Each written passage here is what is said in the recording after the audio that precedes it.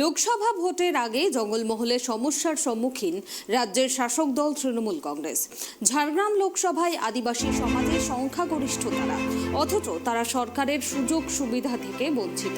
এমনকি নবান্নে ডেকেও তাদের বঞ্চনা করা হয়েছে বলে দাবি মুন্ডা সমাজের। মঙ্গলবার বঞ্চনার অভিযোগ তুলে সাংবাদিক সম্মেলন করে লোকসভা ভোটে ভোটদান থেকে বিরত থাকার হুঁশিয়ারি দিয়েছেন মুন্ডা সমাজ।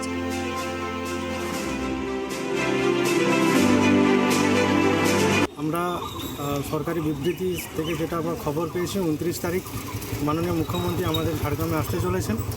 তো আমরা এইখানে একটা বার্তা পৌঁছাতে চেয়েছি যে আমরা ওনার কাছে একটা সৌজন্যমূলক সাক্ষাৎকার করতে চাই। আমরা বহু বছর ধরে বঞ্চিত হয়ে আসছি, অবমাননা হয়ে আসছি, লাঞ্ছিত হয়ে আসছি। আমাদের মূলত 4টে পয়েন্ট আমরাই দাবি করছি।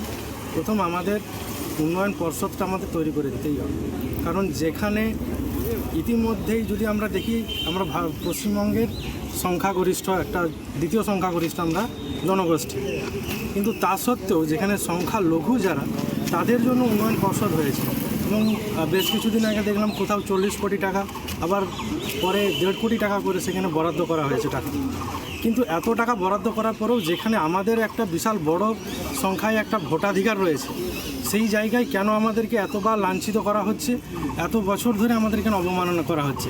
সরকারি বিভিন্ন প্রোগ্রামে আমাদেরকে যখনই গাইডলাইন্স দেওয়া হয়েছে সেই মতো আমরা কিন্তু বাস ভর্তি করে মাঠে লোক ভরিয়েছি, সরকারি প্রোগ্রামকে আমরা সাকসেস করেছি, কিন্তু তার মানে এই নয় সরকার আমাদেরকে লাঞ্ছিত করে।